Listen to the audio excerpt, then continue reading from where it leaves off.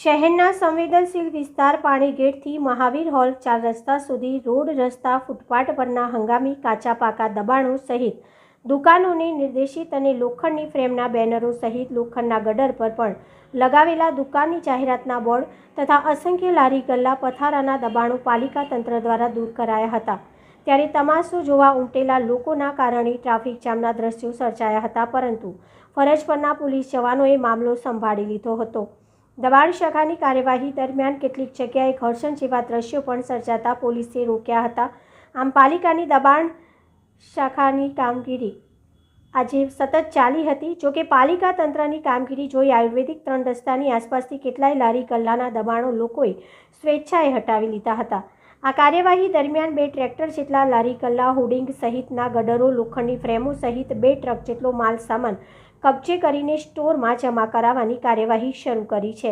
દબાણો હટાવવાની કામગીરી દરમિયાન લોકટોળા એકત્રિત થતાં બંદોબસ્તમાં હાજર પોલીસ જવાનો મામલો સંભાળી લીધો હતો।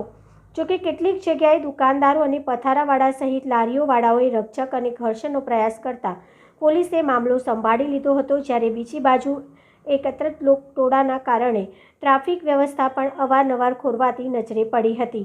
માત્ર આયુર્વેદિક કોલેજ 3 રસ્તા સુધીમાં જ પાલિકા તંત્રએ ગેરકાયદેસર દબાણો હટાવીને 3 ટ્રક જેટલો અને ટ્રેક્ટર ભરીને કબજે કરીને અટલાદરા સ્ટોરમાં જમા કરાવવાની કાર્યવાહી કરી છે, જ્યારે બીજી બાજુ પાલિકા દબાણ શાખા મોટી કાર્યવાહી દરમિયાન પાણીની ટાંકી આસપાસ ઊભા રહેતા વેલ્ડિંગની લારીઓવાળા સહિત અન્ય વેપાર ધંધો કરનાર લારીવાળા પાલિકા દબાણ શાખાની ટીમને કાર્યવાહી કરતા જોઈ પોતપોતાના લારી ગલ્લા ઘટના સ્થળેથી ખસેડીને રવાના થઈ ગયા હતા।